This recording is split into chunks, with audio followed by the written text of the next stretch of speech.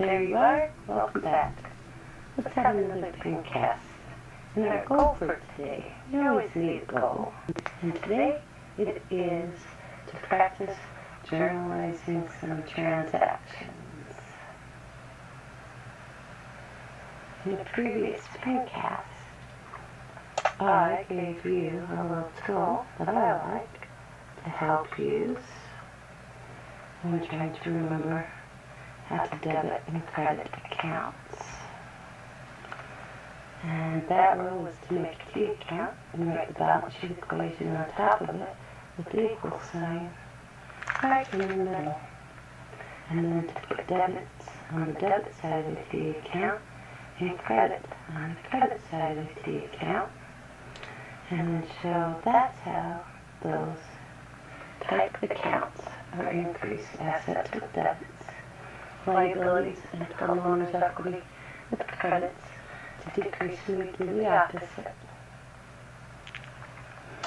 And I'm going to now just make up some transactions with you and have you think through the analyzing process and make a journal entry with me. So, let's start. The first transaction is to invest $15,000 cash in a business. If you were using the balance sheet equation that we used in the last chapter, you would say, well, assets get bigger and owner's equity get bigger. If you're using the worksheet, how can we make that transaction happen in a journal entry? Put this podcast on pause. Let's do the first one together. Let's do. If you invest $15,000 cash in business, what are the two accounts that are affected? I think cash and capital. I would like to make cash bigger and capital bigger. I look up my accounting equation and I seek to make an asset bigger, debit it. So I'm going to debit cash for $15,000, and that makes my assets bigger. That's been accomplished, and now I'm going to indent a little bit and credit capital for $15,000. I have increased owner's equity. So the balance sheet equation is balanced, and that's my first journal entry. Let's try another one. Here's my second transaction. Purchase equipment for $10,000, paying cash at 8, and the balance on account. When I look at that transaction and I think of the balance sheet equation, I notice that equipment goes up, cash goes down, and liabilities go up.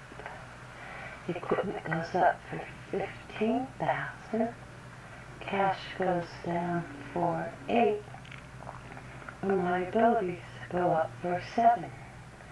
15 minus 8, assets changing by 7, liabilities changing by 7. Let's make a journal entry that makes that happen. How do you make equipment and asset bigger? I look back at my T account and I see I need to debit equipment to make equipment bigger. And I have just purchased. I think we need to change our equipment purchase to 15 to make that transaction work. What do you think? Okay, my mistake, sorry. Equipment goes up for 15. And the problem's back on track. And cash goes down for 8, so I'll credit that. Cash is an asset, and I want to make it smaller, and you make assets smaller with credit. And accounts payable gets bigger by the difference, and that would be making it bigger by 7. And you can see my journal entry, my balance sheet equation worked. do another journal entry. This journal entry is going to pay off my equipment that I purchased above. So if you look at that in the balance sheet equation, if you pay off equipment, assets are going to go down and liabilities are going to go down. How do I make a asset smaller? Cash is an asset. I look up my T account and it goes up to decrease assets. I need to credit them. And to decrease liabilities, I need to debit them. So I'm going to debit accounts payable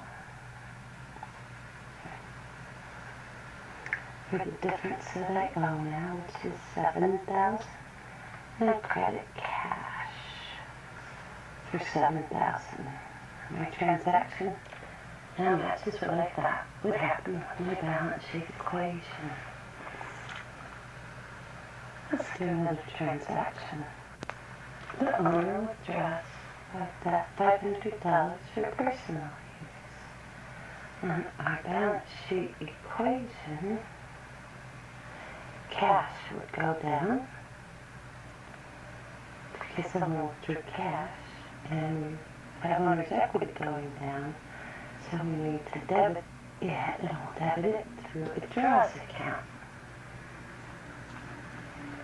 So I look up at my balance sheet equation, and I need to make owner's equity smaller, so I will debit the capital account, which makes owner's equity smaller by $500, and I will credit cash for $500.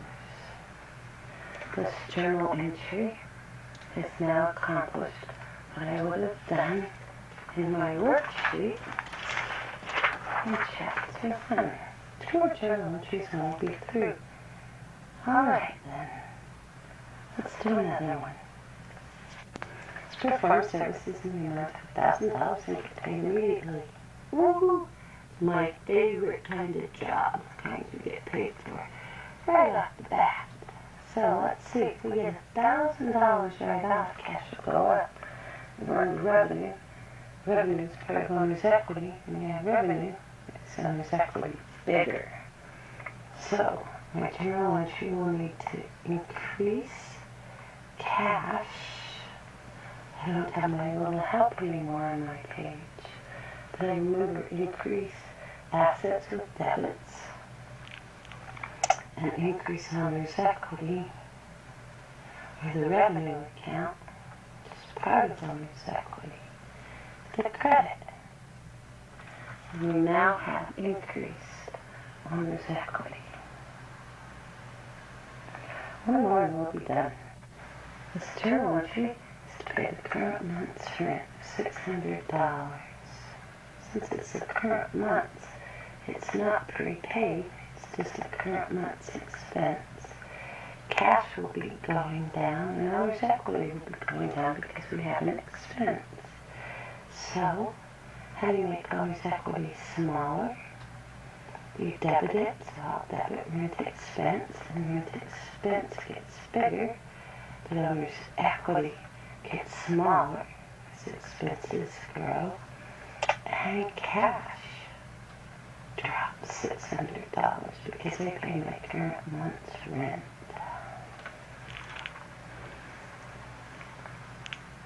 Hopefully, that's a good review for you of how to journalize.